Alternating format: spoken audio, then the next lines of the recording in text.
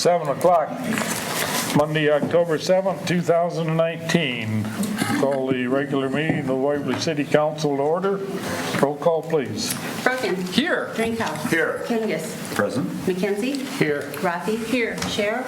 Present. Waldstein. Here. Well, good. All present and accounted for. Now, if you would all rise and join me in the Pledge of Allegiance.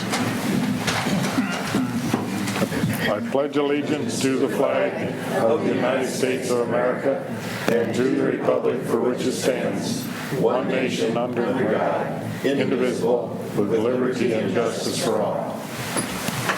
Thank you. Entertain a motion to approve the agenda as presented. I move to approve the agenda as presented. Second. Motion made and seconded. All those in favor of the agenda as presented, say yes. Yes. Yes. Opposed? Agenda is approved. Approval of minutes from September 16th, 2019, regular meeting minutes. I would entertain a motion. I'll move approval of September 16, 2019 regular meeting minutes. Second. Motion made and seconded. Council discussion? Questions? Hearing none. All those in favor say yes. Yes. Opposed? Minutes from September 16th are hereby approved. Our guest council person for the month of October is Mary Ventullo. And Mary, welcome to the council chambers and everything that goes with it. Thank you. And if you'd like to say a few words, that'd be fine. Well, I do wish to thank you so much for inviting me, Rod. And we've lived here in Waverly for 25 years now, so I think I'm almost as good as a native. Almost. And I retired about 2 years ago from the Waverly Health Center. I worked there in the emergency room for many years. Okay. And yeah, so I'm very curious to see what happens tonight. Okay, very good. Thank you. Thank you. As with all of our guest council people, you have all the rights of a council member. Take part in discussions, ask questions, except to vote. That's the one stipulation is that, so hopefully the experience will be a good one. Moving on, this is the date, time, and place for a public hearing on the East Bremer Avenue Sanitary Sewer Extension 2019 project plans, specifications, form of contract, and estimated cost. Do we have any written or oral comments? We do not, sir. Okay. Opens public hearing. If there's anyone in the audience who cares to speak to this matter.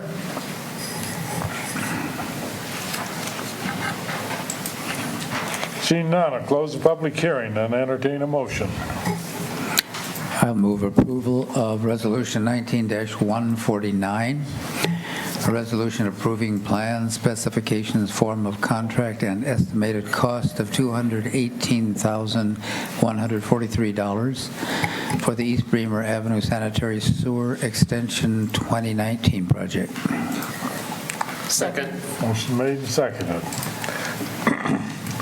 Council discussion. So I'm assuming this was not budgeted, but where does it fit into our budget in terms of changes? I mean, it's coming out of TIF dollars, I see that, but is that just funds that are just waiting to be spent? It'll be a project we've identified, and when we go forward in the budget, we will most likely borrow this money and pay it back with TIF. That is the goal at least, but we do have connection fees. We've talked about the cost of adding on the extension connection for other lots that occur. So there is some offsetting funding. I don't know if you have anything else, Bill. That's pretty much it. Okay. So is it just, this is money where we find room for it in the budget, or is it coming out of next year's budget, or? Well, I wish we could find room in the budget like that. That kind of surprises me that, we can just drop, $200K. The initial we'll use fund balance to cover with the hope to reimburse back that when we go ahead and borrow accordingly for next year's budget. Okay. So again, we will ride fund balance until we can reimburse back. Okay.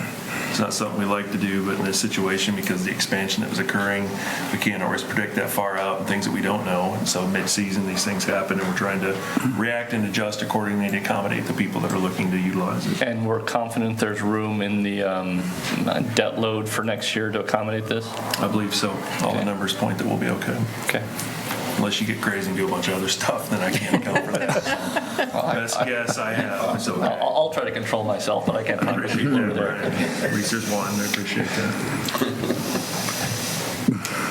Any other comments, questions? So this is going to allow for the development of that corner of that property? We already have one site contingent and working, and this will get to there, and then the expansion of the rest of the area also now is better served by just going to the east. Okay, so that whole section of property, not just, okay. And when would the construction on this begin? Still this fall, are we thinking, Mike? Okay, November 5. Then it'll probably be, what, a couple of months to finish it up? Looks like we're looking by the end of December. Construction window says November to December, Right. and the Titan occupancy is April 2020, so. That won't impede any traffic on Highway 3 or anything like that? Oh, sure it will. It'll be a project for Disney. One of the things that's affecting the cost is, given the proximity to Highway 3 and the speed on Highway 3, they're making us do a lane shift and use the center turn lane as the westbound lane. And they're requiring us to remove the pavement markings, restripe it, and then when we're done with the project, remove them, repaint it to bring it back. So those are some of the things that are driving the cost of the project. And we We're- are responsible for paying that? Yes, and we are crossing our fingers that it's not going to snow. But given the time frame for this project, it very well could. And if that occurs, our goal would be in the spring, we regenerate this out and get it done before the 2020 April occupancy of Titan. So we have room, it's just we prefer to be in the fall if at all possible. Fall, winter. The sewer will be installed and functional this year. The final cleanup, restoration, and seeding may not take place till spring, though. Okay, any other questions, comments? Roll call vote, please. Bergen. Yes. Drinkow. Yes. Kangas. Yes. McKenzie. Yes. Rafi. Yes. Sheriff. Yes. Waldstein. Yes. Resolution 19-149 is approved, 7-0. Next item is Resolution 19-150, a resolution awarding contract for the East Bremer Avenue Sanitary Sewer Extension 2019 project. Entertain a motion. I'll move approval of Resolution 19-150, awarding contract for the East Bremer Avenue Sanitary Sewer Extension 2019 project to Boomerang Corp. of Anamosa, Iowa, for the bid amount of $183,143.05. Second. Motion made and seconded. Council discussion. They couldn't have lopped that 5 cents off their bid. That's how tight they like to roll that bid. It's right in there. All right. We did not There's a pick them on couple name other alone items either. tonight that are dealing with properties on the east side of town, and I'm just glad to see some activity out that direction. I think it's been long overdue for some development out there. And I don't know if the Parkway is the catalyst that kind of got it started or not, but I think it's great to see it happen. Would have picked them on the name alone, but they were low bid too. So. I don't know why you think there's a Boomerang, but they do, so. Yes, I was just a little nervous about a company with a name like that, but I trust they're probably okay. Working on sewers. Yeah. It could have been worse. Okay. Any other comments? Roll call vote, please. Drinkow. Yes. Kangas. Yes. McKenzie. Yes. Rafi. Yes. Sheriff. Yes. Waldstein. Yes. Bergen. Yes. Resolution 19-150 awarding sanitary sewer extension project to Boomerang Corporation of Anamosa, Iowa. Next item is Fire Prevention Week. I have a proclamation here that I will read, and then we'll see what the council wants to do. Whereas Waverly, Iowa is committed to ensuring the safety and security of all those living in and visiting Waverly, And whereas fire is a serious public safety concern, both locally and nationally, and homes are the locations where people are at greatest risk from fire, and whereas home fires killed 2,630 people in the United States in 2017, according to the National Fire Protection Association, and fire departments in the United States responded to 357,000 home fires. And whereas the majority of U.S. fire deaths, 4 out of 5, occur at home each year, and whereas Waverly residents who have planned and practiced a home fire escape plan will be more prepared and will therefore be more likely to survive a fire, and whereas Waverly residents should develop a home escape plan and then should practice their home fire escape plan with everyone in the household, and whereas Waverly's residents should teach children to escape on their own in case adults can't help them, and whereas Waverly's residents should make sure everyone in the home knows how to call 911 from a cell phone or a neighbor's phone, and whereas Waverly residents should get out and stay out, never going back inside the home for people, pets, or things, and whereas the 2019 Fire Prevention Week theme, "Not every hero wears a cape. Plan and practice your escape," effectively serves to remind us that we need to take personal steps to increase our safety from fire. Therefore, I, Mayor Dean Soish, and the City of Waverly, Iowa City Council do hereby proclaim October 6th through the 12th, 2019 as Fire Prevention Week throughout this town, and I urge all the people of Waverly to be aware of their surroundings, look for available ways out in the event of a fire or other emergency, respond when the smoke alarm sounds by exiting the building immediately, and to support the many public safety activities and efforts of Waverly's fire and emergency services during Fire Prevention Week 2019. I would entertain a motion to accept the proclamation.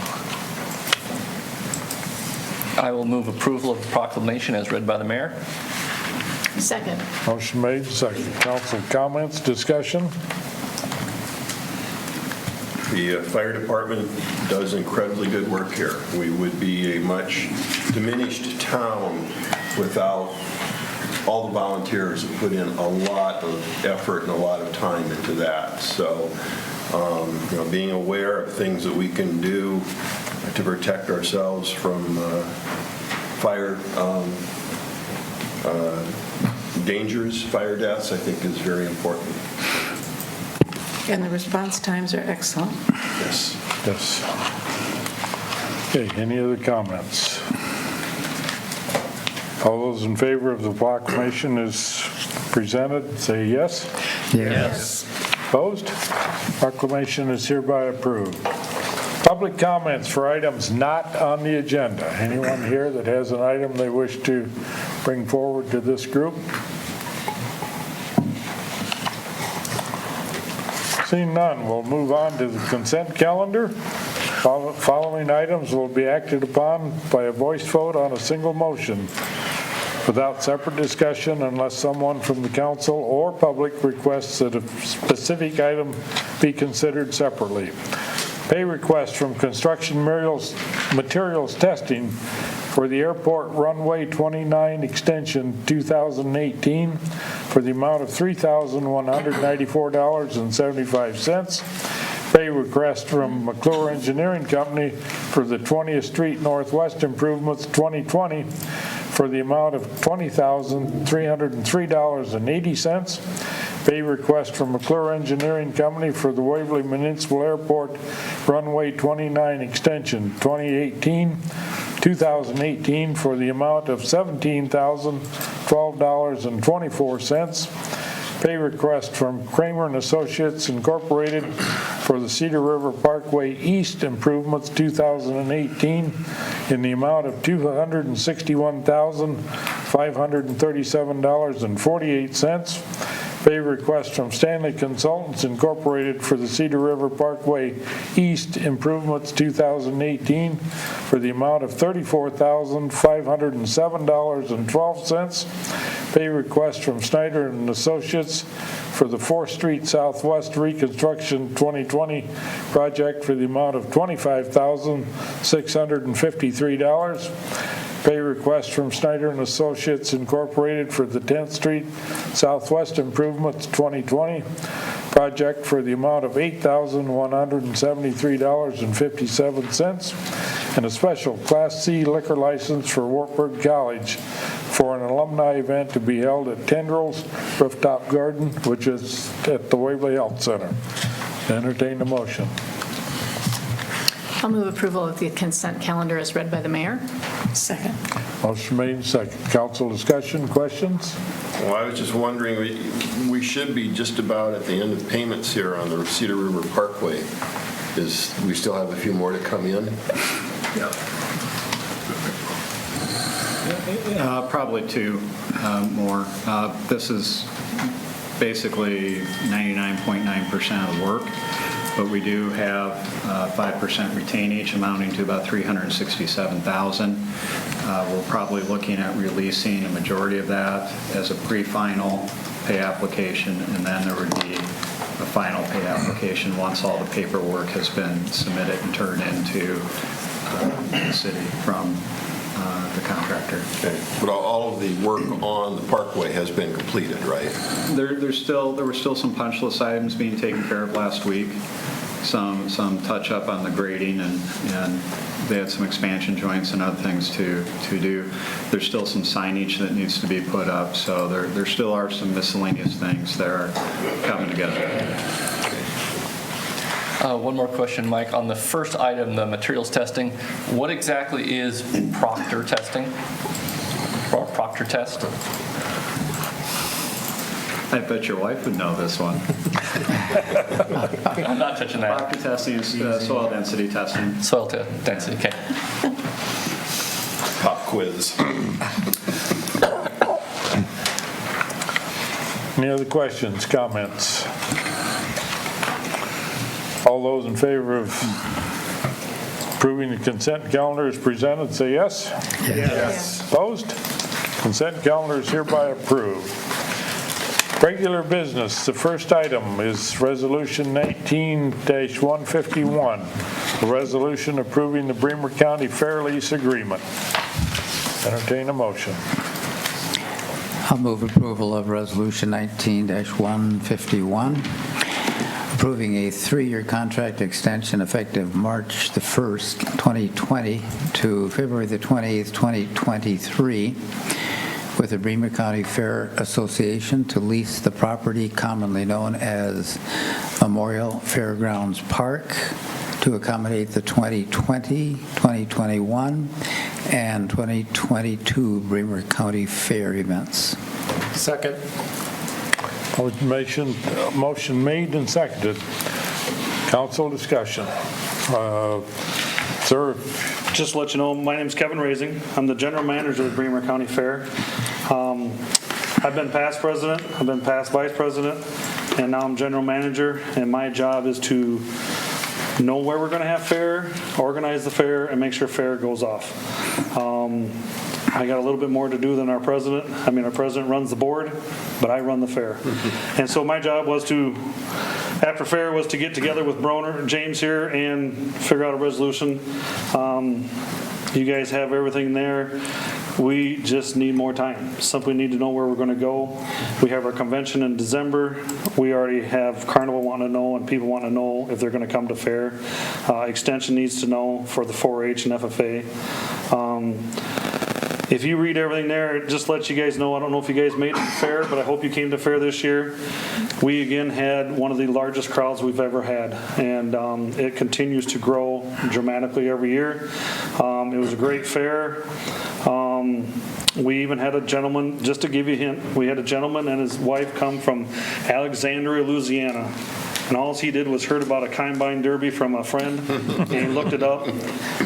And Waverly, Iowa, Bremer County Fair showed up, and he came here. He spent all week with us, and we just loved him all week long. So it was fun. Leland and Wendy was the names. So in this, if there's any questions, I'll entertain anything or try to answer them for you anyway. guess in transparency, there's been discussions around 4th Street and the construction that may take place during this extension. And Correct. folks are ready to work around that. And Yes, we understand we'll have to deal with that. I have spoken with some DOT officials that said they would do their best to work with us and make sure we still get to have our fair. Yeah, that's my only concern is the same thing. It's just making sure that the fair knows about the construction and finding solutions that can make it work, because we all see that coming.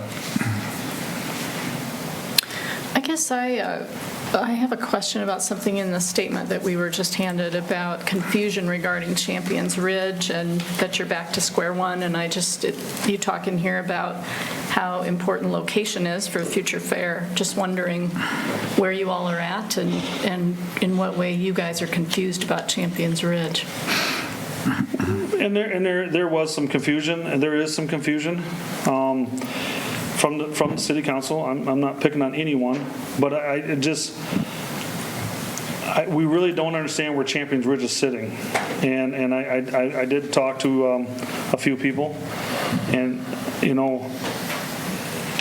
are you guys out of that? I mean, we have no city partner out there whatsoever. So if we do pick that site, because we have a few options and we are looking into them. We're keeping Champions Ridge as still an option, but are you guys a partner with us out there, or you guys are completely done? I guess that's our confusion, because we hear one thing and we hear another thing. I think the know there last was comments in the paper. I think the last thing we acted on, was saying that we were not supportive of the Champions Ridge project as it was presented as a whole. The last time we saw anything related to it, after many meetings of discussions and review of plans and closed session on the property itself, which we can't talk about here, but that's, sometimes we use Champions Ridge as shorthand, so I think it depends on what you mean by Champions Ridge. Well, when we entered this project, it was called Champions Ridge. We entered it with the partner of city being our partner, in the Baldwin Group building. The city was going to retain ownership of a lot of parking lots for us, and that's what we were counting on. And now, so if you guys have backed away from that, and that's your final word, then that takes away parking for us. So then we're stuck with just our 40 acres. So that creates a different plan for us. Now we've made all these development plans for the entire 70-some acres, phase one, and that kind of goes right out the door because we were swapping land back and forth, moving ground back and forth. Now we got to develop just our 40 acres, so that puts us back to square one. We have to make a development plan just for the 40 acres. So even if we go there or go anywhere else, it's going to take time for new development plan and new fundraising. We have quite a bit of money raised, not enough money to build an entire fair. We can build quite a few buildings, just not all of it. So now we're looking at our options. So you feel that with the existing acres that the fair would own, that there's not enough space on the property out east of town that we call Champions Ridge, Yep. and yet we're not talking, Our 40 excuse acres? me, west of town. But we're not talking about the whole project, we're just talking about the fair now, but that land out there, you don't feel you have enough area there to consider that as one of your options without it going back to the joint project with the Ball Diamonds? We would have to redesign it because as of right now, we have like a 4 or 5 acre retention pond on our ground that we weren't thinking we had to have in the beginning, and then we found out we need. So that took, that's a lot of parking that just got taken away out of our 40 acres. And that was based off, the whole development of that 70 acres. We kind of planned, the way we planned a lot of things, a lot of the parking was going to be outside of our 40 acres. And that was part of the agreement, was that we could share this parking and use this parking from the Ball Diamonds. So it does create a little bit of a crunch. Not saying it's not capable of doing it, but as right now, like I said, we'd have to just relook at it and redo plans.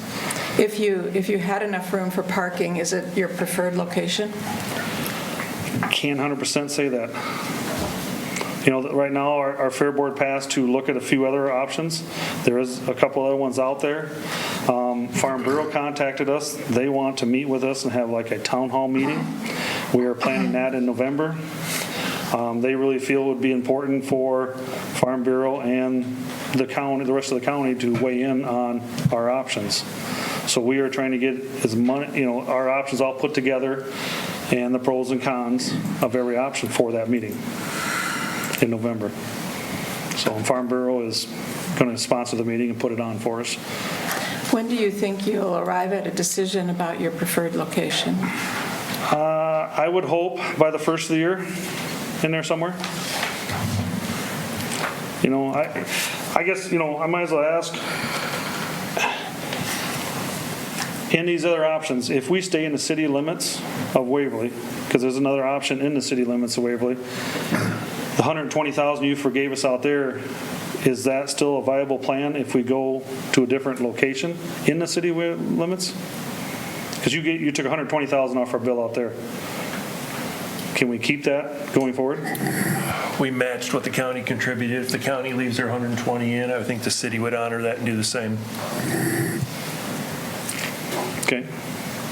That helps us in our deliverance. Just for clarity's sake, if the fair would choose a different piece of property and then put their 40 acres on the market at fair value, are we still saying we would discount them the 120 so they'd make 240 by exchanging the property? They've made us payments for the 240, and then there's another 240 approximately, or 200, whatever it was, that we forgave when the county gave their 120 to match, in a sense. So what I'm saying is, if this determined to be a better location somewhere else, we would return the money we were paid. And if the county continued to provide that 120 to them, that we would then match, just as we did here on this site for another site that's in the city limits. That's at least my To me, that's preference. key clarification here. There would be an expectant that the 40 acres would revert back to the city It would. at no cost either direction. And You control the deed right now anyway. right. That's why we have other the than deed. what they've paid, Correct. be reimbursed. We went. Just want to make sure folks understand. Yeah, I think what Mr. Racing just said is true and worth repeating, that the city is in control of the deed now, because I think Correct. per the agreement with the fair, the deed wasn't to be transferred until a new location or a decision had been made by the fair board about where the fair was going to be. And maybe more so when. That was the key, was when a date was established, we would transfer the deed. So that is, to answer your question, yes, the ground that you've paid for, if you went to a different location, what you've paid already, we're still holding it. It's not gone anywhere. And the money that the county had given, we're still holding that. It's not gone anywhere. Our match, et cetera, it would all go with. Okay. And And I just, get, oh, sorry, Michael. excuse me, just to be clear, James, then the city's match of the county funds is contingent on the fair locating inside the city limits. As it stands today, that is correct. And again, you as a council can decide what you want to do. I'm not wanting to speak out of turn. That's just how I understood it initially. Yeah, I think that's right. City limits is still within the city, then that is our agreement, so to speak. If you want to do something different, by all means, you certainly can. Yeah. And I would think that the farther away from the city limits that the fair is located, the less likely it is that the city would contribute that money. I would think there might be a possibility, and here again, I don't want to speak out of turn either, because I'm just speaking for myself, but if the fair were located outside the city limits but right next to the city limits, that might be something. If it were located 20 miles away, that would be a different issue. Yep, understandable. And I guess, with regard to your question from before, I mean, all of the plans, I think, that we've seen with regard to the city's infrastructure contributions or partnership were based on initially the whole plan of Champions Ridge, which, in my opinion, our action says we no longer have, at least in terms of city commitment. So if the fair decided the land out there west on Highway 3 is the preferred location, I don't see any reason why one couldn't discuss a different plan or different partnership or, whatever. I mean, something we don't know yet because it's a different configuration if we're only talking about the fair rather than the fair and the ball diamonds out there. Okay. So another easy question, I guess, is, does the city of Waverly, sometimes you get mixed emotions and you get mixed hearing things and stuff like that, but the city of Waverly, do they appreciate that the fair is here and would like to keep us in Waverly? Yes, from my viewpoint up here, I don't think we've ever given a mixed message about whether we value the fair. I've gone to the fair since I was a kid, and so I think people do like the fair. I think what got frustrating, and I'm only speaking for me personally, is that we repeatedly gave extensions to Champions Ridge and the goals were not met. No one was happy about that. I wasn't happy about that. It was disappointing. People put a lot of effort into it. But I think that we stopped supporting the entire Champions Ridge plan because it had stalled. But that doesn't mean that we aren't supportive of ball diamonds for kids. We're not, that we wouldn't be supportive of the fair. And so I think I agree with Edie that I think, if you have a new plan that you're looking at and want to present it to us and work on how we can partner with the fair if it's in city limits or close to it, as Rod said, I think we're all ears. But as far as I know, there's no confusion for me about where the city stands with Champions Ridge. I think we said that pretty clearly months ago. Okay. And there's no confusion in my mind about support for the fair. I think it's a fantastic thing that we have here in Waverly, and it's great that we can locate it here in the town of Waverly or close to it. I think one of the issues that came up was the location of it, Memorial Park, that Memorial Park really was getting to the point where it was no longer appropriate to host the fair there because you guys wanted to do things that you couldn't do because of the area. We were having problems with multiple uses for the same ground, the ball diamonds and all of those kinds of things that were, it was causing problems of trying to have several entities use that same property. So in my mind, there was never any question about support. I think that we're strong supporters of it. And we'll try to assist as we can. Well, thank you. I appreciate that very much. I think my only hesitation about how the resolution is worded is exactly what Rod was saying. I think we have been in a holding pattern with Memorial Park trying to figure out, okay, when can we start planning for a new aquatic center or ball diamonds or whatever, right? Community building, whatever we want to put there. And so I think that we're waiting to see what the Fair Board comes up with because everything else is on hold for that space. And so I would feel much more favorable toward this resolution if it went year to year, 1 year at a time. I'm hoping it doesn't take you 3 years, right, to relocate and that'd be great. I just know how long it, just watching you guys doing your business government, and us doing ours, it takes time. It takes time to make the development agreement, or not development agreement, but it takes time to put the development together. Like I said, we got options out there. Now Farm Bureau's weighing in, and they're a huge support of us. And they are a big voice in Bremer County and in Iowa. I can understand that. So we do want to listen to our county. We are all representatives. I'm a representative of the Northeast communities up there in Northeast Bremer County. So it all does take time. When I first was talking with James about this, I told him straight out it'd be 3 to 5 years. And he says, well, we'll just write 3 years. And he said that's a lot more viable option. We did. Well, So sometimes you're it clear helps from to. a timing standpoint too, you currently have the lease through February of 2020. And as Yes. Anna said, even a 1 year takes it to February of 2021. Yeah. Which is a significant amount of time if things change, et cetera. Because I know in the initial discussion, as we look back at the notes that we had, it was, the last time it was extended was discussion be a year to year as needed lease. I don't know, we got into multi-year then. And so that's where I think some of this is coming from, is that was discussed at length the last time. And is it better to go year to year? And the only reason I say that is if you go 3 years and it's like, oh, we have 3 years now. That's for a little my while. concern. I hope Because to I'm not move. sure extending deadlines for the Champions Ridge project did them or us any favors. I don't think it did either. And so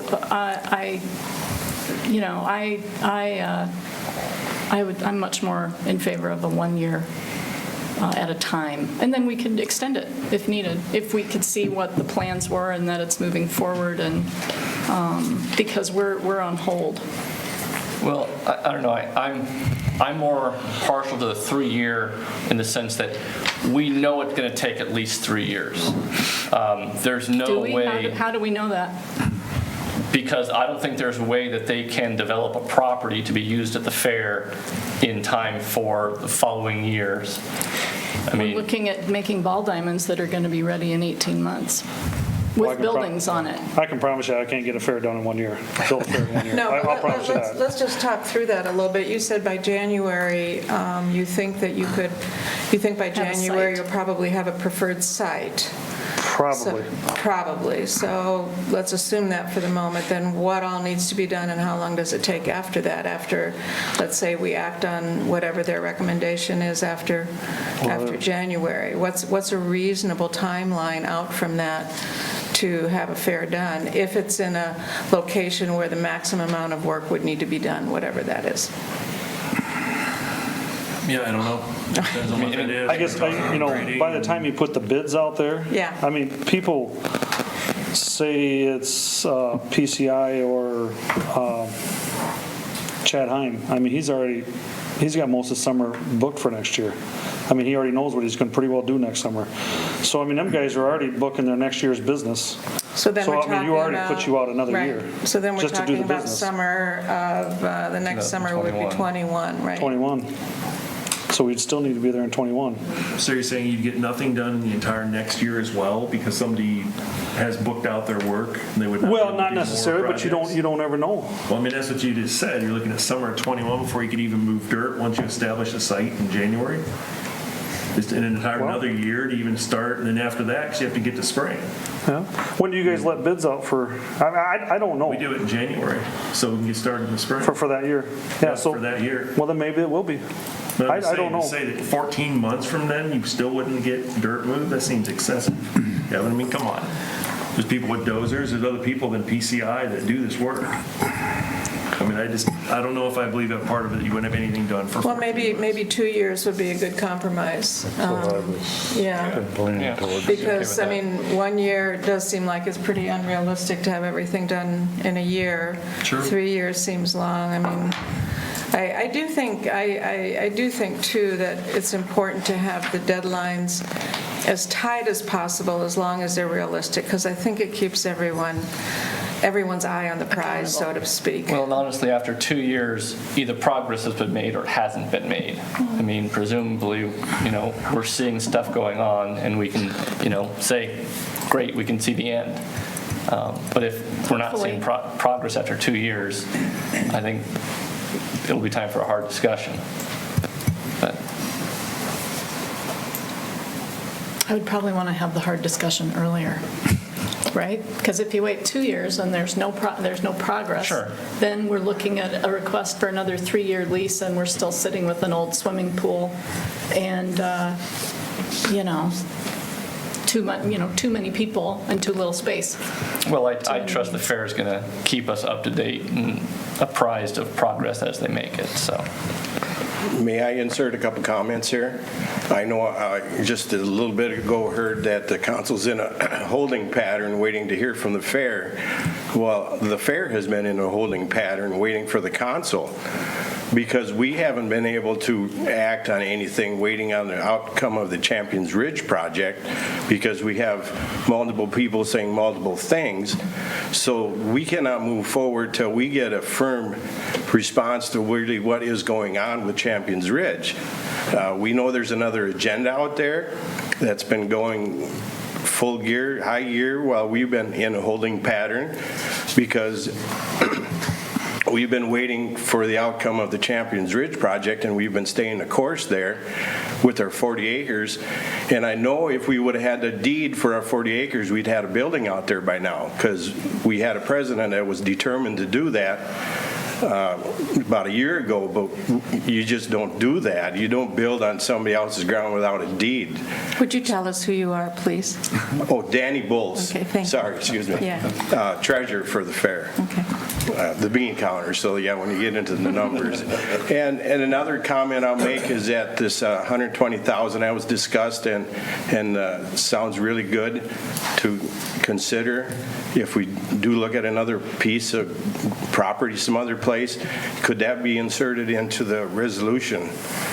So we could expedite our options too, because we'd like to move ahead. We've got money set aside to move ahead and stick it in high gear, but we've been in absolute holding pattern waiting for the outcome of the Champions Ridge project. What has the agenda been that you see out there being worked on fast and furious?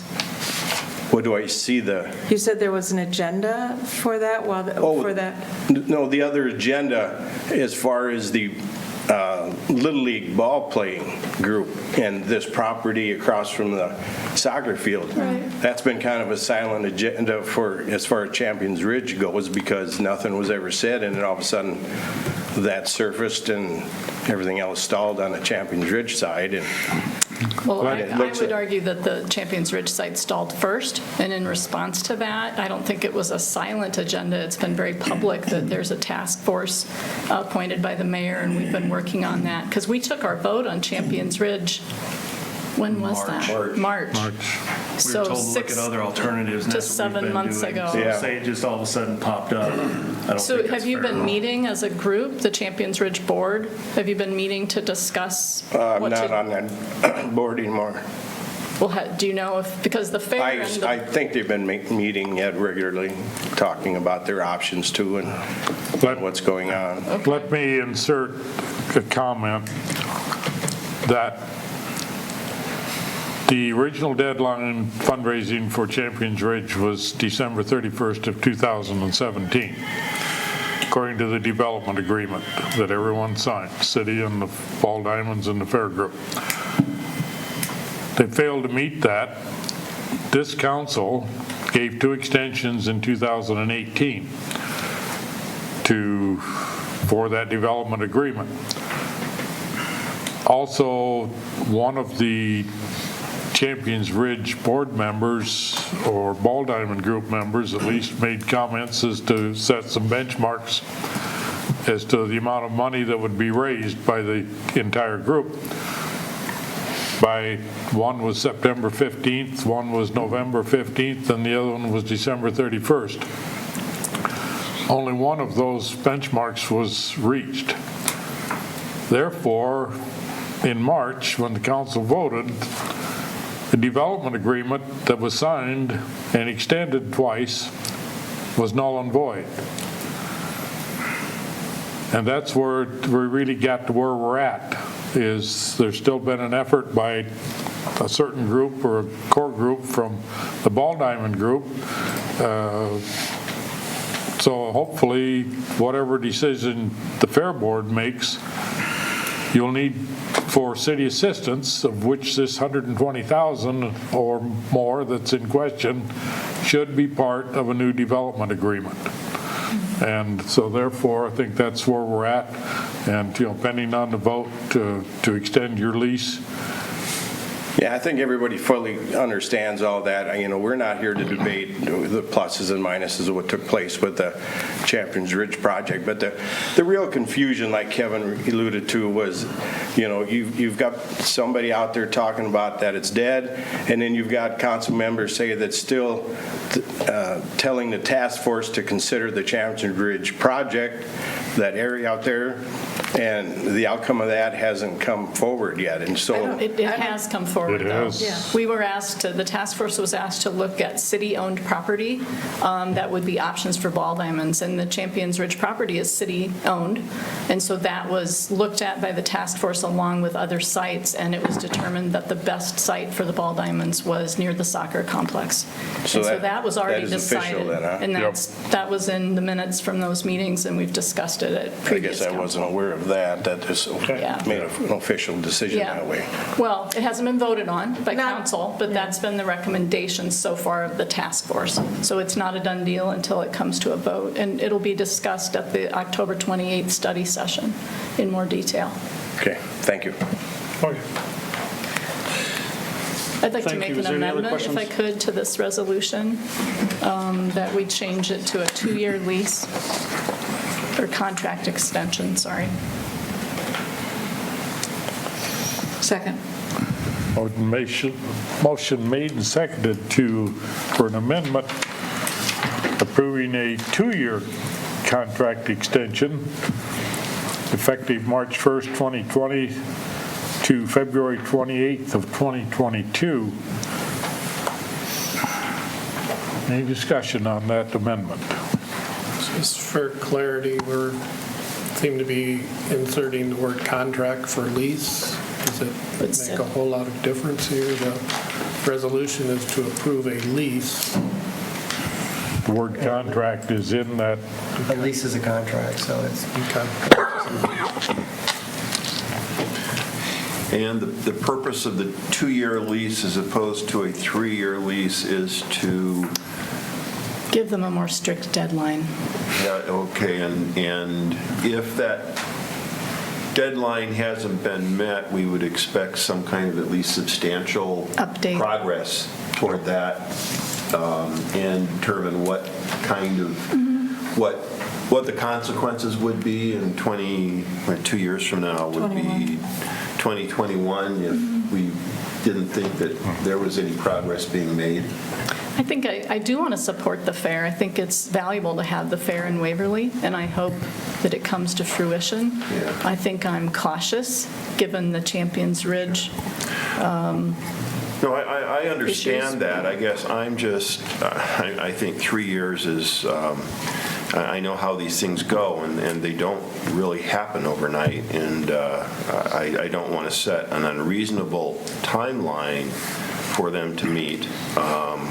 But I think if the Fair Board thinks that they can at least have some kind of report progress, maybe hopefully that the fair would be somewhere in 2021, I'd be willing to go for the 2 years rather than 3 years. Well, one of my thoughts, if they were talking 3 to 5 years, hopefully at the end of 2 years, they'll be able to say how many more years they need. Yeah. Is it 1 more year? Is it 2 more years? Is it 3 more years? Hopefully at the end of 2 years, we'll be able to have a final extension.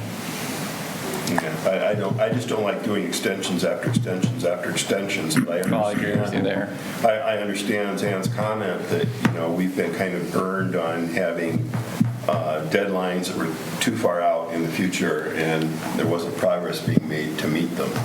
So it's a quandary. I think maybe the 2-year compromise is a good compromise. It's not, from the little bit of information that we have or can project, it sounds relatively reasonable. And if it proves to be unreasonable, then we can still change it. Based on, one more comment that I would have, based on information of some of their meetings, could we ask for an update on or about March 1st of 2020? Sure. As part of the resolution. That would give us an idea of what's. I think we have, I don't know, we have an amendment, I believe. Yeah. I'm not sure Yeah. who seconded. Yeah. Yeah, they just. Yeah, it it has was. been. Yep. But we could still change it friendly-wise, right? I think we could. To add We could add an language update. about a Yeah, March if you want 2020 to. update. Yeah. So there's in the whereas line where the new 2-year contract extension would be effective March 1st, 2020 to February 28th, 2022. And we would receive an update from the Fair Board at the first meeting in March 2020. So that's a friendly That would be amendment to the friendly amendment, amendment to which the as a amendment. seconder I would Yes. agree to. Then we don't have to get. Any other discussion now? All those in favor of the amendment, say yes. Yes. Opposed? Amendment is carried. So new motion would read approve resolution 19-151, approving a 2-year contract extension effective March 1st, 2020 through February 28th, 2022, and an update to the council on or about March 1st of 2020 with the Bremer County Fair Association to lease the property commonly known as Memorial Fairgrounds Park to accommodate the 2020 and 2021 Bremer County Fair events. Is that a fair resolution? That would be a fair motion if Fair somebody would motion? like to move it. I'll move that as stated by the mayor. I'll second. Okay. Motion made and seconded. Any other discussions? I assume that the original motion that I made goes away. Is that fair to say? Actually, to be clarified, you made a motion, they amended your motion, and he read the motion as amended. So you're voting on that. So Mike still has the motion. Okay. That motion has not It's your motion. died. Just wanted to be clear, thank you. Original motion as amended. All right, the original motion as amended. Okay. Roll call vote, please. Kangas. Yes. McKenzie. Yes. Well, we haven't voted on the motion. Never mind. Yeah, we That is had a it. voice vote on the amendment. Kangas, McKenzie, Rafi. Yes. Scher. Yes. Waldstein. Yes. Bergen. Yes. Drinkow. Yes. Resolution 19-151 as amended to a 2-year contract extension is hereby passed. Just wanted to say thank you. It was very much appreciated, and we will come back in March. Okay, very good. Thank you. Thank you. And thanks to you on the Fair Board for your work. Yeah. Okay, moving on. Resolution 19-152, a resolution approving John Rieger Trust facade reimbursement request. I'd entertain a motion. I would move approval of Resolution 19-152, approving the facade grant to John Rieger Trust in the amount of $1,833.67 for facade improvements completed on his building at 205 East Bremer Avenue. Second. Motion made, second. Council discussion, comments? I just don't understand why we have to, just procedurally, I would just like to understand it, why we need to vote on this again. We already voted on all of them as a list before. You authorized the maximum amount that could be awarded, and we'll bring back each one when they're completed to I see. approve the payments. Okay. The actual cost. The actual amount. The actual Okay. cost could vary. All right, okay. So we're going to see like 6 more of these or something? Yes. Okay. Hopefully, there may be a group at a time. I mean, if there wasn't anything close, or I would have waited. He was just on the ball and got it done quickly. Yes. And this, and how did this compare with the amount that was listed and what we acted on before? It was the exact amount. Okay. Any other comments, questions? Roll call vote, please. McKenzie. Yes. Rafi. Yes. Scher. Yes. Waldstein. Yes. Bergen. Yes. Drinkow. Yes. Kangas. Yes. Resolution 19-152, approving a facade grant to John Rieger Trust is hereby approved 7-0. And I would also comment that there's other work going on in downtown buildings for renovation that independent of the grants that were approved. So I think we've got some active business people. Resolution 19-153, a resolution approving a preliminary plat to re-subdivide property located at 3601 East Bremer Avenue for Nutrient Ag Solution Incorporated. Entertain a motion.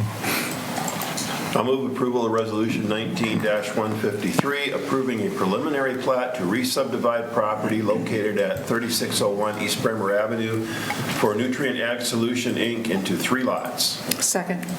Motion made, second. Council discussion? Isn't it a little bit unusual to have the preliminary plat and the final plat approved at the same meeting? It can be done that way. What I would have preferred to do, but they'd already done this, is to have just one motion that would have done a preliminary and final plat combined. So the fact that it was already done that way and done through P&Z that way, I thought was just fine, just to bring it back that way. So there's no change in the preliminary to the final, so they really are the same things. So there isn't any difference between the preliminary and the final. Could you explain a little bit about why they're doing this? And they're keeping two and potentially going to sell one? And so before, there were a couple lots that were combined by a lot agreement that basically said they couldn't be sold separately when Schneider owned the whole thing.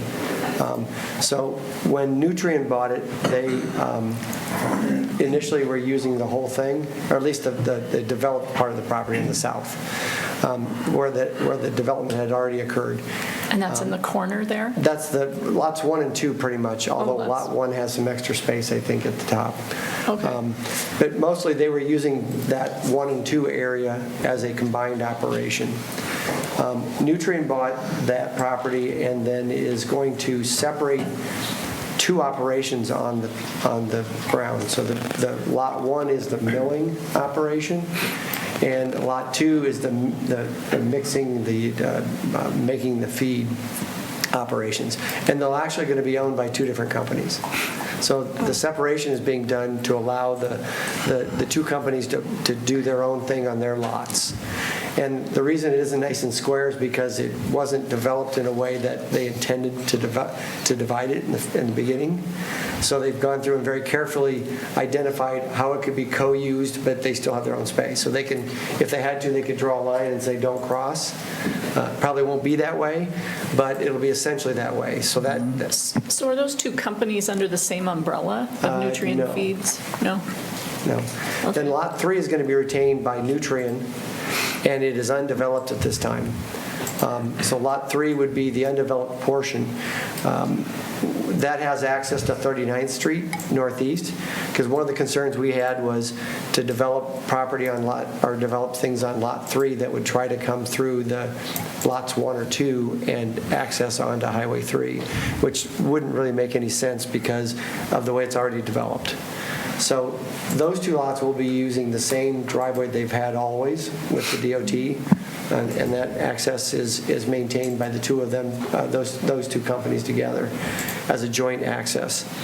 But the lot 3, when and if it's developed, and it could be subdivided, but it also could just be used all in one lot, would have its primary access through the 39th Street connection, which is a 66-foot extension over to that street.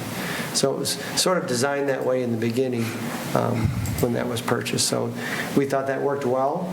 It allows the 2 companies to move forward with their separate operations and allows Lot 3 to be available for further development. So, Bill, we're at East Bremer and 39th. Where is this property in relation to other businesses on the east side? So the 2 lots that are there that are shown on the southeast corner of this property are empty lots. Okay. And then across the street is where the new Titan property will go. And then on the south side, there's the businesses up, the ag businesses along the corridor, and then Monahan subdivisions. That area, Rolling Hills, is on the other side. I see. Okay. So, and the extension of the sanitary sewer will go along East Bremer and across 39th and then up into the area to the east of 39th. So one of the properties that's going to be benefited is Titan right away, but those 2 lots that are undeveloped could be connected to sewer now. And actually lot 2, I'm not sure, has its own sewer connection, so they'll have a sewer connection available to them. Lot 3 eventually would have sewer connection actually on the upper side, on the far northwest corner. They actually touch the area where the sewer main is, so they can either have some development over on that side that would access to that sewer, or they could come out and access across 39th. And I'm just curious, what is this zoned? right now? Industrial, actually. Industrial. Yes. Heavy industrial, I believe. And so do the two separate companies already own lots 1 and 2? Or they, No, is that a- Nutrien owns the whole property. But they're going to sell off lot 1? Lot 1. Okay. Yes. That was a part of that was what the intent of this. I thought something was, I could be remembering incorrectly, but I thought something was agricultural out there, and that planning and zoning changed it to, That was where Titan, That was across where the Titan property is. across Okay. 39th. And the rest of that parcel up on that side. So that was rezoned, that 34 acres. but recently. Yeah. Yes, We just did that. Yep. yes. And that was intentional for Titan. Right. Yeah. Do lot 1 and 2, Clarification, a normal city street is how wide? 66-foot right-of-way generally. It can be 60, as small as 60. But they created that 66-foot, which would be fine, which would be plenty of right-of-way for a street. We wouldn't probably anticipate a street going in there. We'd just anticipate being a drive that would be as large as a city street to Going use out that to way. 39th, you mean? Yes, connected It's to right next to a 39th. residential Right. home, isn't it? I generally wouldn't consider that to be a likely city street because it doesn't go anywhere, and we'd prefer them to do a private Driveway. drive for those access to those lots. Again, just thinking of some of the industrial parks like down in Cedar Falls, that type of thing, if this was split into multiple occupancies, that could be a heavily traveled driveway. And That's why we would worry about the site plan at that point. And when we worried about the site plan and looked at that, we'd be looking at fire access roads and how you get in and out.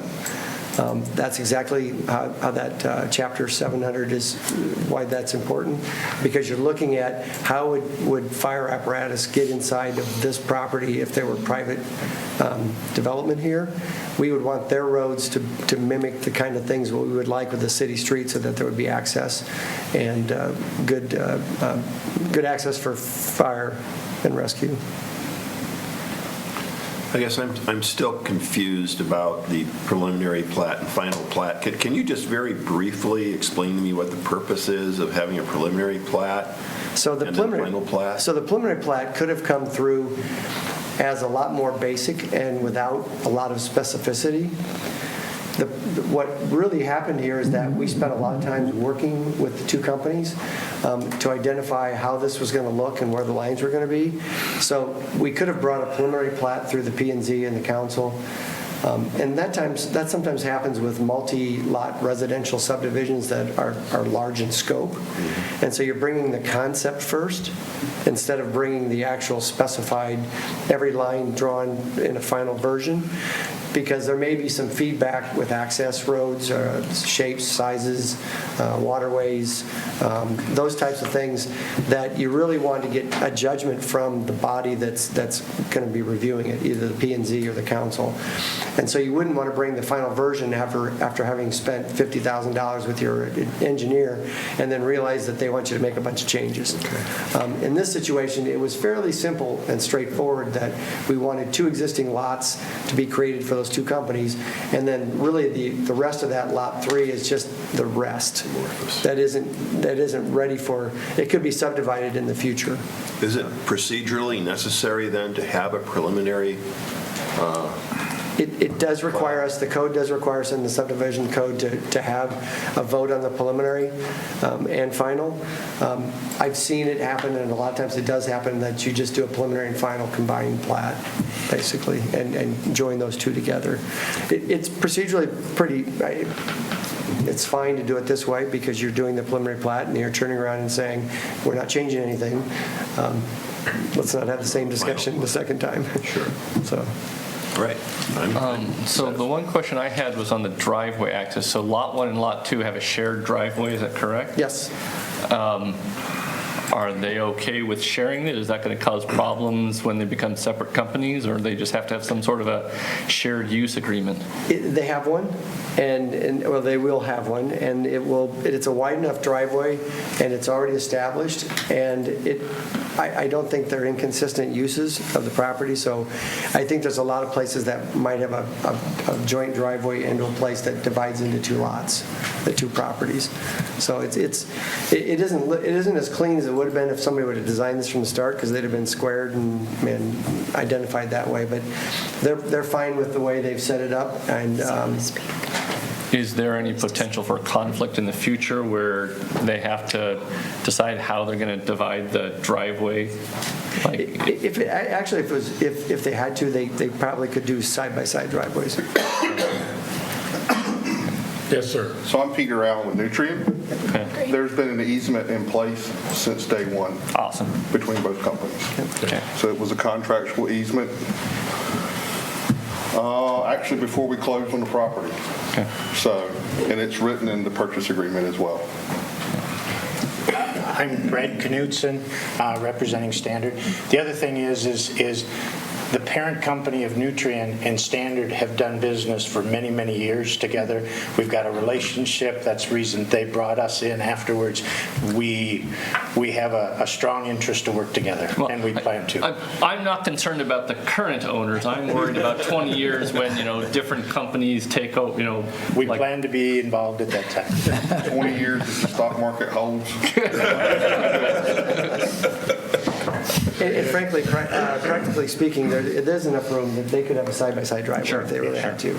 And as far as the third lot, at some point in time in the future, our proposal would be to make that a driveway, put an office on the big section in the back, because we really don't want our traffic entering Highway 3. We want them coming in on the gravel. Very good.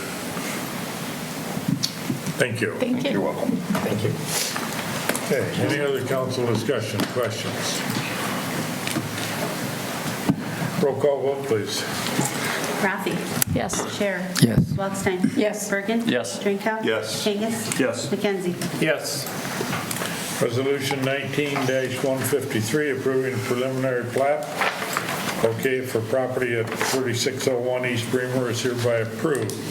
Resolution 19-154, a resolution approving the final plat to re-subdivide property located at 3601 East Bremer Avenue for Nutrien Eggs Solution Incorporated. Entertain a motion. I'll move approval of Resolution 19-154, approving a final plat to re-subdivide property located at 3601 East Bremer Avenue for Nutrien Ag Solution, Inc. into 3 lots. Second. Motion made and second. Council discussion. So, Bill, can you explain the difference to me between a preliminary plat? Did I tell you we weren't going to repeat this conversation? Just cut and paste those notes, Carl.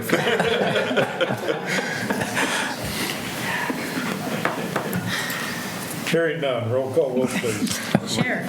Yes. Waldstein? Yes. Bergen? Yes. Drinkow? Yes. Kangas? Yes. McKenzie? Yes. Rafi? Yes. Resolution 19-154, approving the final plat to re-subdivide property located at 3601 East Bremer is hereby approved. Resolution 19-155, a resolution approving change order number 1, accepting the slurry seal program 2019 project is complete, approving pay estimate number 1 and approving pay estimate number 2 is the final pay request. Entertain a motion. I'll move approval of Resolution 19-155, approving change order number 1 in the amount of $2,321 decrease, accepting the slurry seal program 2019 project as complete, approving pay estimate number 1 in the amount of $45,754.56, and approving pay estimate number 2 in the amount of $2,408.14 as the final pay request to Farmer Asphalt Sealers of Dubuque, Iowa. Second. Motion made, second. Council discussion.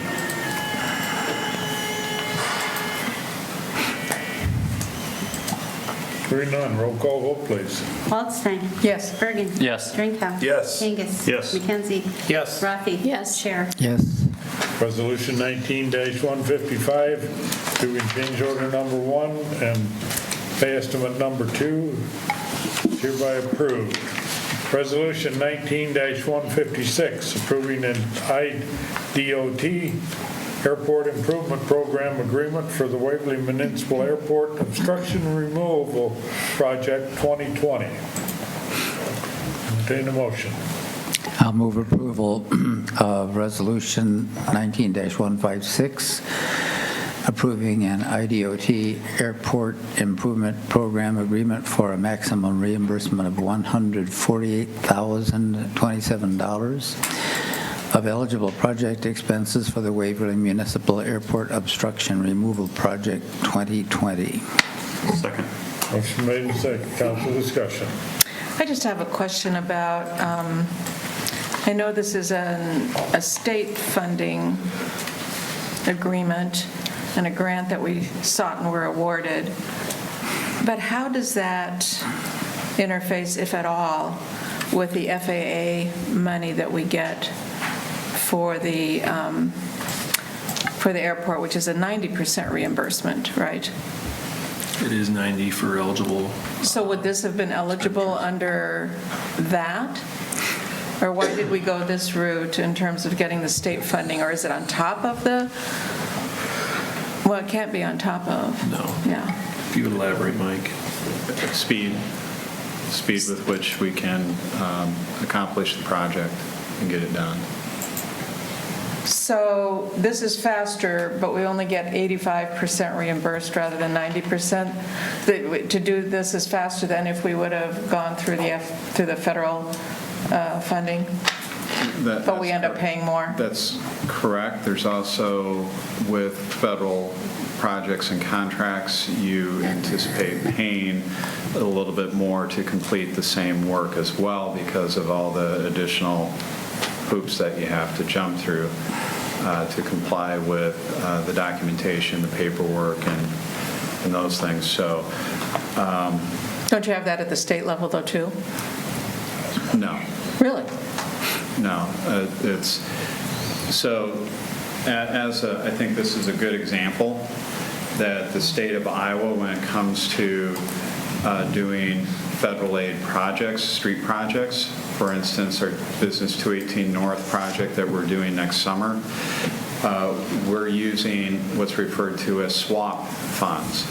And what the state has done is they're taking the federal dollars and they're going to use them on their own projects, and they're going to give a one-for-one exchange with state money to be used on that project. Okay? Why do they do that? Because they do lots and lots of projects that have federal aid money in them. So they are very accustomed to the paperwork and the process and procedures that are required. When it comes to using federal funds for local jurisdictions, the money that's distributed through Intercog, oftentimes we're down to one project every 3 years now because the funding has not kept up. So for us to do a federal aid project with federal dollars, there's a learning curve that's involved for us, as well as the contractors or consultants that may be putting together that project. So the state has said, we'll take the federal dollars and replace it with state dollars because the process will be more efficient and cost-effective for the local jurisdiction. So you take the roadway concept and apply it to the airport concept, and it's the same thing. It's more cost-effective and efficient for local government to use the state funds as opposed to the federal funds. So the state makes some money on it then? No, they don't. When talking about the road projects, there's nothing to be gained. It's a one-for-one thing. But for the local jurisdiction, it's going to be more cost-effective for us to do it that way. Same thing here. The number of hoops that you have to jump through on the FAA funding side is when we get to the end of the runway extension project, we can show you the documentation that has to be turned in and submitted as part of the project, and you'll get a much better understanding for what we're talking about in that respect. So even though you're saying, well, we're getting 5% less dollars, the project itself may be 10% less because we're utilizing state funds rather than federal funds, that the amount of paperwork that the consultant has to do or the contractor has to do is significantly less. Okay, thanks.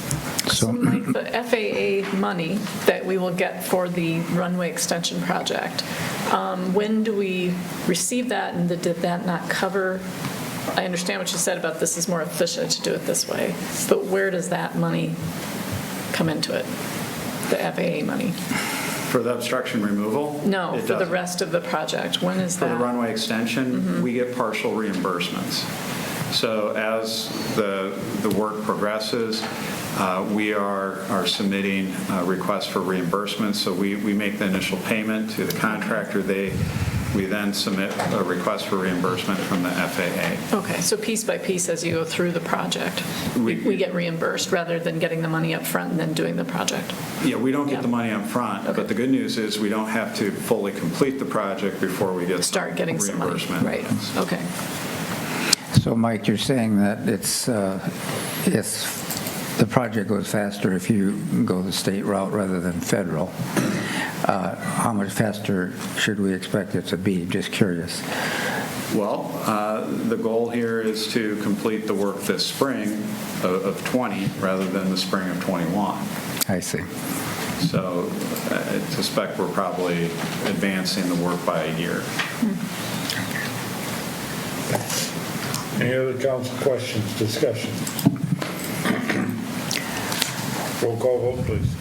Bergen. Yes. Drinkow. Yes. Kangas. Yes. McKenzie. Yes. Rafi. Yes. Sher. Yes. Waldstein. Yes. Resolution 19-156, approving an IDOT Airport Improvement Program agreement is hereby approved. Resolution 19-157, a resolution approving McClure Engineering Company's task order number 4 agreement for project design and administration services and Impact 7G asbestos survey agreement for asbestos testing and report for the Waverly Municipal Airport Obstruction Removal Project 2020. Entertain a motion. I'll move approval of Resolution 19-157, approving McClure Engineering Company of Clive, Iowa's Task Order Number 4 Agreement for Project Design and Administration Services for a lump sum of $31,000, and Impact 7G of Clive, Iowa's Asbestos Survey Agreement for asbestos testing and reporting for a lump sum of $3,380 for the Waverly Municipal Airport Obstruction Removal Project 2020. Second. Motion made and seconded. Council discussion. Questions? Roll call vote, please. Drinkow. Yes. Kangas. Yes. McKenzie. Yes. Rafi. Yes. Sher. Yes. Waldstein. Yes. Bergen. Yes. Resolution 19-157, approving a resolution approving McClure Engineering Company's agreement and also Impact 7G asbestos survey agreement hereby approved. Resolution 19-158, a resolution approving change order number 2 and approving pay application number 3 for the 20th Street Northwest reconstruction railroad crossing improvements at 20th Street Northwest and 5th Avenue Northwest 2018 project. I'll move approval of Resolution 19-158, approving change order number 2 in the amount of $22,894.77 increase, and approving pay application number 3 in the amount of $21,750.03 to Kroll, Inc. of New Hampton, Iowa, for the 20th Street Northwest reconstruction railroad crossing improvements at 20th Street Northwest and 5th Avenue Northwest 2018 project. Second. Motion made and seconded. Council discussion. Questions? Mike, could you just fill us in a little bit on what this is correcting? Or what happened? Okay, so, well, refer you to is the summary statement. So change order number 2 covers several unforeseen conditions that were addressed in the field and are noted in the change order document. One of the significant things here is the transitional, the sections at the end of the concrete where you go back to the seal coat sections. Rather than doing 7-inch thick concrete, we did 4-inch, in lieu of 7-inch thick asphalt, we felt it was only necessary to do 4-inch thick asphalt. So the change order adds the 4-inch thick asphalt. but it doesn't delete the 7-inch thick. But you need to understand that when we do our pay applications, there is a zero quantity for the 7-inch thick. So as I state in there, because we're not paying for any 7-inch thick asphalt pavement, it actually results, that item alone is a $22,000 decrease. Okay, it doesn't show up in the change order, but it does show up in the pay application. So it's a wash, basically. Yes. So there was an increase in something else and a decrease in something else. Why they didn't actually show the deletion of the item in the change order, I can't speak to. It will show up in the final pay application and final change order to reconcile the quantities. Okay. It's confusing. It Yes. says in the resolution an increase and then it's a decrease. Right. Well, the change order is for an increase, but what I want to explain is that it's being offset by a decrease somewhere else. basically deletion of an item that isn't showing up in the change order but will show up at the end of the project. Gotcha. Okay. It's clear as asphalt. Other questions, Who's on comments? first? Roll call vote, please. Kangas. Yes. McKenzie. Yes. Rafi. Yes. Scher. Yes. Waldstein. Yes. Bergen. Yes. Drinkow. Yes. Resolution 19-158, approving change order number 2 and pay application number 3 for the 20th Street Northwest reconstruction improvements hereby approved. Resolution 19-159, the resolution accepting the downtown alley reconstruction 2019 project is complete and approving pay estimate number 1 is the final pay request. Entertain a motion. I'll move approval of Resolution 19-159, a resolution accepting the downtown alley reconstruction 2019 project as complete and approving pay estimate number 1 in the amount of $27,660 as the final pay request to Feldman Concrete of Dyersville, Iowa. Second. Motion made and seconded. Council discussion, questions? How did it turn out? I think it looked pretty good. It looked good, doesn't Merchants really like it. it? Good. Roll call vote, please. McKenzie. Yes. Rafi. Yes. Scher. Yes. Waldstein. Yes. Bergen. Yes. Drinkow. Yes. Kangas. Yes. Resolution 19-159, accepting the downtown alley reconstruction project is hereby approved.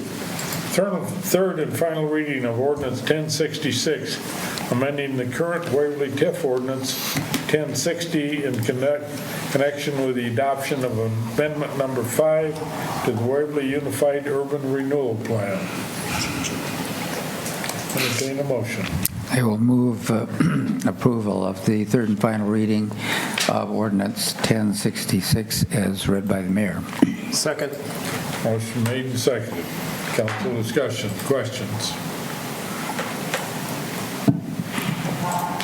I'm assuming there have been no changes since the other two versions of this reading.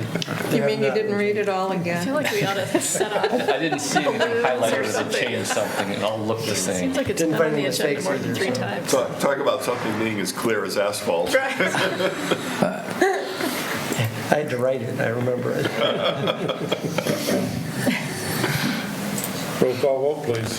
Rafi. Yes. Scher. Yes. Waldstein. Yes. Bergen. Yes. Drinkow. Yes. Kangas. Yes. McKenzie. Yes. Third and final reading of ordinance 1066 is hereby approved. Discussion of the September 25th, 2019 Iowa Department of Transportation meeting. Edie, would you like to comment on that? Well, it was a pretty good discussion. I think, the DOT shared some data that they had, just orally. I didn't see anything in writing, but orally that would indicate that, things are progressing well, and they were here for, one gentleman was here for one afternoon and then the evening and the next morning, and tried to drive around and see how traffic was flowing as well, just from I guess from an observational point of view. I think, I don't know what to say about it. I think the meeting went well. It seemed to go fairly well. There were still concerns, expressed by the two citizens who were there. Well, really just one expressed a concern. And I think that there's nothing new there. It's the same thing that we've been hearing at council meetings as well, with the unusual surprise that at one point Mr. Schneider did say that he thought the roads were safer, which I was very surprised by, or that the Bramer Avenue was safer. I was surprised that he said that. I think there was, some other data from the DOT that was provided that would support that, but not everything is done yet. And they were also quite supportive of our plan to do a traffic study. They thought that was the right thing to do to actually confirm or not our decision, with, again, safety being the primary, the primary factor, I guess, in that. I don't really know that there was a huge outcome of that meeting, I guess I'll just say, one way or the other. It was an hour, and the DOT was pretty strict about that, saying that they were going to dedicate only an hour to this meeting. There were some representatives from Senator Ernst's office. There wasn't any comment from our representatives in Des Moines. So it was relatively uneventful, I would say. Nothing, no news except a change of position on or what appeared to be a change of position on Mr. Schneider's part. Yeah. So I would say I was not at the meeting, but I watched the live stream. I appreciate the fact that the Iowa DOT is researching the question about emergency response times. They were very clear that this is something they have not researched in the past. It is my expectation that the data will confirm that this is better at moving traffic as well as emergency response times. But until that data is there and we've researched it, we really shouldn't draw any conclusions one way or the other. And they were very clear about that this is something they're going to research. They will give us some numbers, but until then, drawing any kind of conclusions is premature. They also emphasized, I think what they would have liked to have seen, I got the impression that they would have liked to have heard more discussion surrounding what areas of Bramer Avenue do we think could use improvement, and in what ways, what are we observing where there might still be opportunities for making it better. I got the impression that was probably their goal in coming to this meeting, but we didn't have a lot of opportunity to discuss that. I also watched it. I thought one of the more interesting points was in the discussion of the 4th Street Southwest corner there by Walgreens, that what we as drivers might see as inconvenient is not the same as being unsafe and a traffic problem, according to engineers. So I thought that was interesting, because I think he had witnessed, in his hours of observing, that traffic can back up there for a block or so, but as long as it gets moved efficiently with the next change of the light, a traffic engineer isn't going to see that as warranting a turn lane, for instance, where as someone who's inconvenienced might say, we need a turn lane here. So it's different, just a different way of observing and of taking stock of a traffic situation. So I thought that was interesting. But I was impressed by the comments from the engineers who were there. I thought city staff did a nice job of confronting some of the claims that have been made without evidence, as Brian said. So I think it's important that we do the traffic study and see how it shakes out. And it sounds like they will try to assist us with decision-making after that if it's needed. They also made clear, because we've talked about this at council before, even before even before the road was done, or even before a decision was made, about whose jurisdiction is it really. I mean, I think that has come up more than once, and the director of the DOT made very clear that they will, in this instance, support whatever the city, by virtue of, city council action, they will support whatever the decision is. There was a follow-up question to them about that. Does that mean you would support the 3-lane if we went back to a 3-lane? 4-lane. Excuse me, 4-lane. I'm sorry, I misspoke. While the answer to that was yes, it was with qualification. It was yes if there is evidence that this isn't working for one reason or another, and you have, substantial evidence that the 3-lane decision was a wrong decision, you go back to a 4-lane, then yes, we will support whatever decision the city makes. But there was a little bit more of a qualification than has been repeated in some places. I found it interesting to know that some of the results of the WHKS study that led to this whole situation was 20-year projections. For instance, the double turn lane at 4th Street Southwest and West Bremer may warrant a double turn lane in 20 years if our growth rate is 2% or more. And according to James, our growth rate really is at 1%.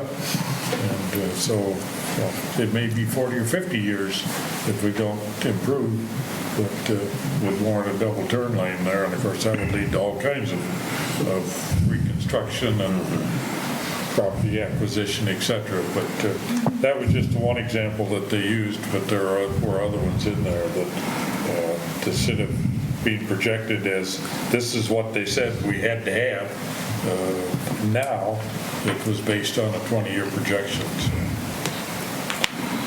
And we talked about pavement markings still being somewhat non-readable, so to speak, and when it rains and things. And so they were going to do a little research into that and see if that could be improved on. And we may see painters in here again, paint truck in again, repainting those lines, because they did admit that a lot of them have already worn.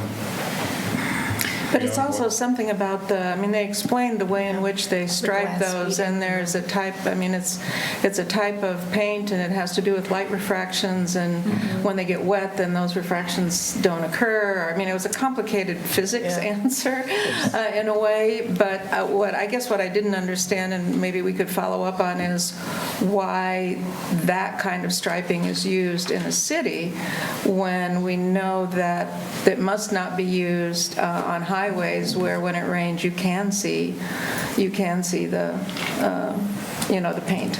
So It had to do with the glass beading. yeah, maybe, yeah, I don't know. Yeah. My thought on that was just the other, whether it was last week or whatever, when we was driving one of the many rainy days we've had recently, driving and noticing, and I was just wondering if the difference in the lights might have caused a different type of reflection off of it. That comment was made that possibly the LED lighting had a negative effect on it, and something they had not thought about before, so they were going to do some checking and see. So. I just don't think there's the contrast in the downtown area with that much light hitting the road as well that you can pick up versus in a much darker area outside of city limits. Those lights hit those glass beads and there's a much more contrast to see it easier. So I think it's lost in the flood of the light, and I think it's something they're going to have to look at as well, as Do you recommend that? Do you not? Is there a issue in the number of lumens that are hitting versus the lights themselves? And then cars have different headlights than they've had in the past. You see some with halogen lights in there. It's a lot more complicated than just simply, well, the paint wore off. Yeah. It's quite a bit to it. I was impressed with their answers.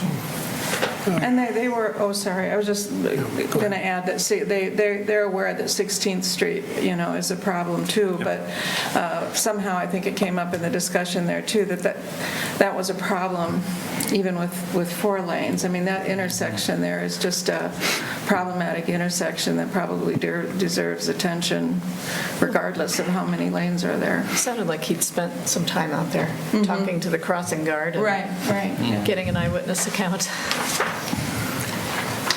Just based on questions, comments I've gotten concerning the newspaper article, that type of thing, just for clarification, the meeting was at our request, the city's request? or- No. This was the meeting that Mr. Snyder had requested with the DOT and the governor's office, and the governor's office apparently just passed it on to the DOT. Representative Salmon set this up, Sandy did, for this to occur. But she was not there. She sent one of her staff. So the characterization that was an invite-only meeting was fairly accurate? Yes. All in all, it was a productive meeting for both sides. But we weren't in charge, the city was not in charge of the guest list. No, we were not. I think that's important to Just lucky clarify. to be on it. Well, this may not necessarily relate to that meeting, but I have noticed that in recent weeks, where we have no turn on red, we now have some signs that say when pedestrians are present. And I think that's a great improvement. It has really expedited traffic, including mine. I think it's been good. Yeah, it looks really high for one of them, because out on 3rd Street and Business 218, that's quite a ways up in the air. The other ones are down where you can easily see them. Yeah. Well, one of the best results I have noted is coming out of the library on 15 and wanting to go right, and we all used to sit there very patiently waiting to turn right when there's no traffic anywhere. But if we can turn right without pedestrian traffic, that opens it right up, which has been very good. Just in full disclosure, too, the guest list, there are just several peculiar things about this meeting, but the guest list for City Council included all of you except Mike and me. Mike and I were not invited to that meeting. Dan. Oh, Dan, you weren't either. Okay. So I did, once I heard about it, I thought it was important to be there. It's important to listen to, what it sounded like Mr. Schneider was going to be bringing quite a few citizens, and so I thought it would be important to hear what they had to say, and that it is city business. So I went uninvited, just saying. That's interesting. I guess I thought maybe there were 2 emails in case it could be construed as an open meeting or something, but that's interesting that there wasn't another. To be fair, we weren't quite sure who was going to show up, because the DOT brought 5 people, and we didn't know that who they were going to have there. We didn't know how many Mr. Schneider was going to have, and we weren't sure who of all of us would have been there either. We were just waiting to see what they wanted to talk about. Well, it would not have been a useful meeting if we had not had at least one member of City Council present, and I'm certainly glad we did have. And obviously the mayor should have been and was. Okay. Very good. We'll move on to reports from boards and commissions. Historic Preservation Commission minutes, April 22nd, 2019. Received into record. Economic Development Commission minutes, June 11th, 2019. Received into record. Historic Preservation Commission minutes from June 24th, 2019. Received into record. Economic Development Commission minutes, July 9th, 2019. Received into record. Library Board of Trustee minutes, July 9th, 2019. Received into record. Planning and Zoning Commission minutes, August 1st, 2019. Received into record. Library Board of Trustee minutes, August 13th, 2019. Received into record. Leisure Services Commission minutes, August 15th, 2019. Received into record. Brings us to staff comments. If you're listening to K-Way this morning, I got a little bit ahead of myself, or ahead of the contractor in Cedar Lane. They decided that they needed another day for the grade to dry out. The plan is now to pave the main line on the north section tomorrow, beginning tomorrow morning.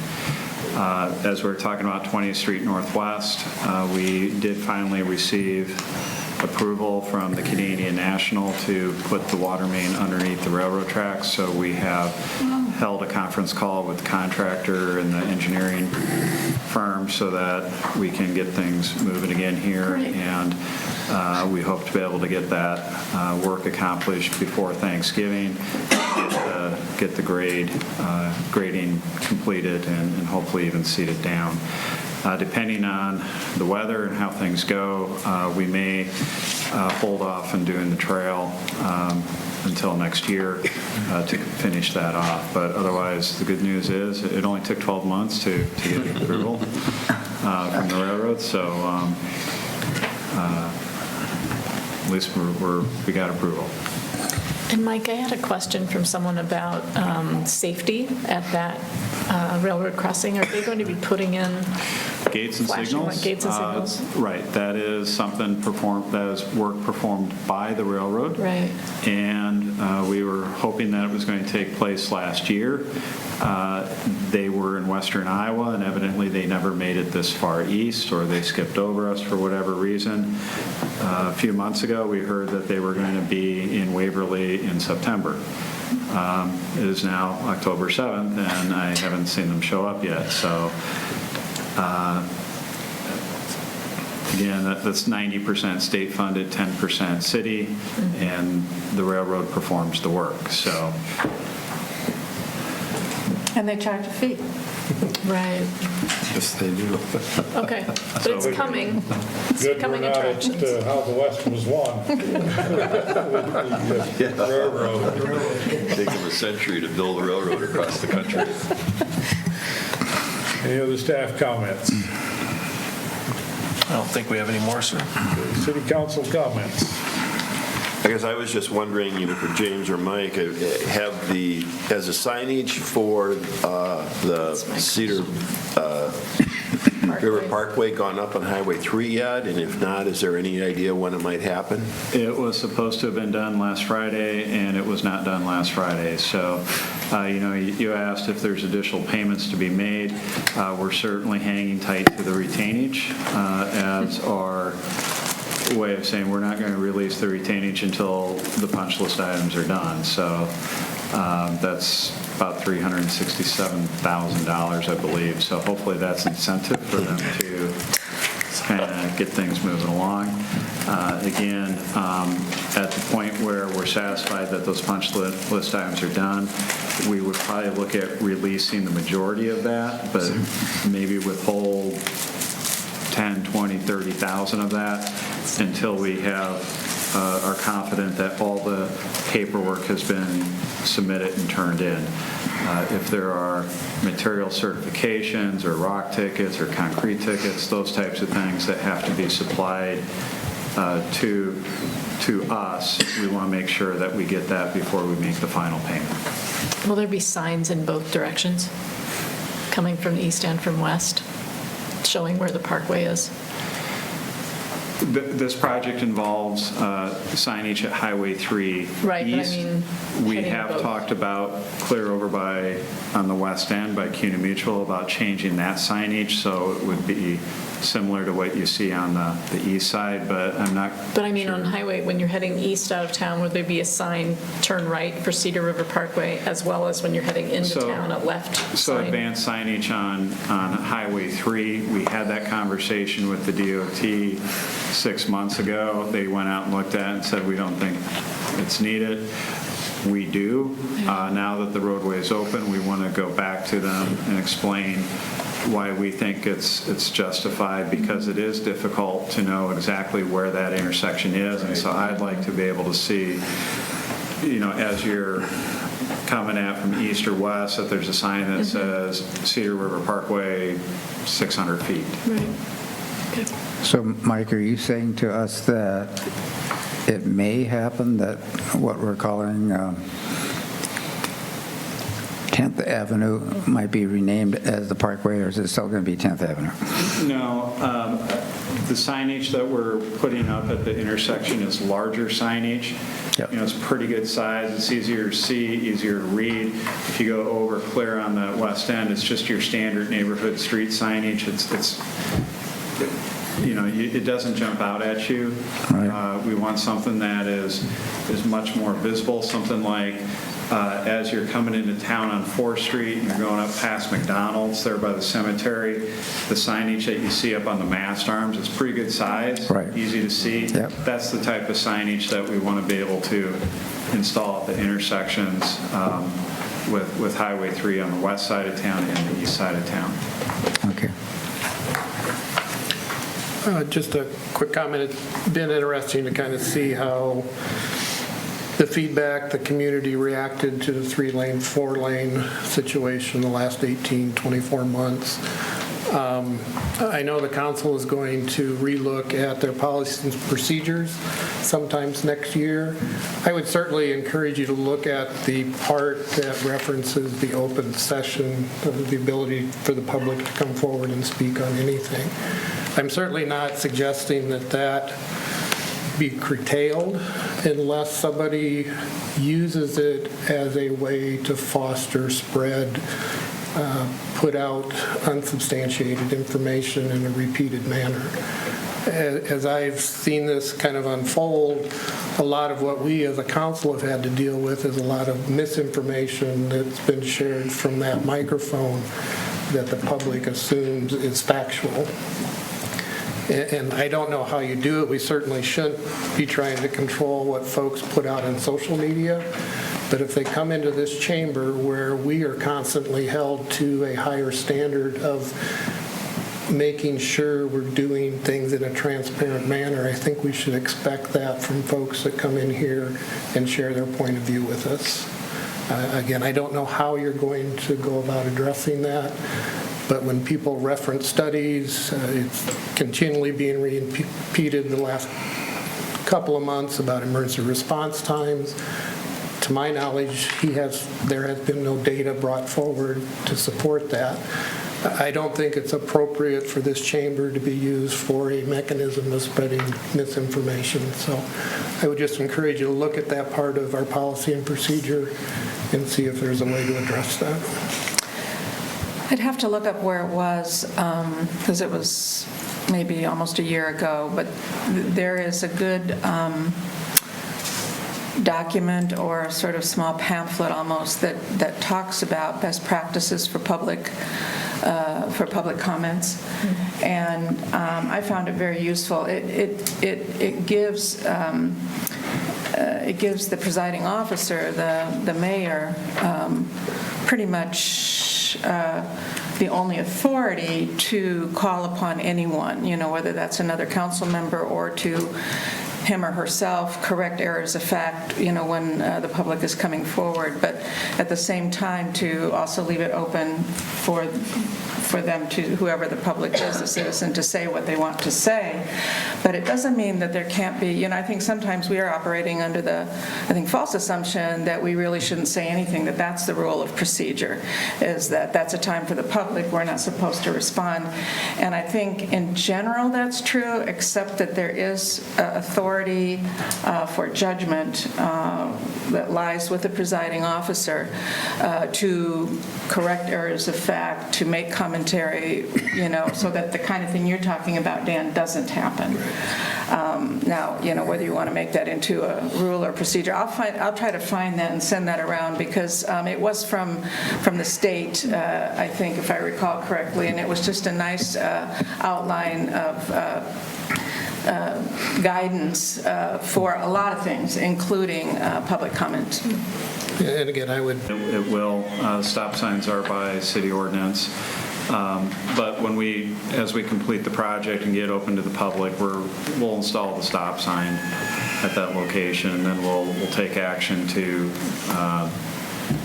get the stop sign put into the ordinance. And there's a couple other locations that I think we're also looking at as well. Well, I'd encourage it sooner than later. Okay. There was a great article, I think Don Meyer posted the link to it, about the Historic Preservation Commission and their work, and there was, I looked it up, the Alliance, the Quarterly Journal of the National Alliance of Preservation Commissions, summer of 2019 review, and there was an excellent article in there referencing Waverly's involvement in historic preservation and how it really got active. Took a flood in 2008 in order to make some things happen, but as the houses were being bought out by FEMA and trying to document historic aspects of them is where that came from. So I don't know if Sarah has the Alliance review at the library. If not, we'll maybe get a hold of Don Meyer.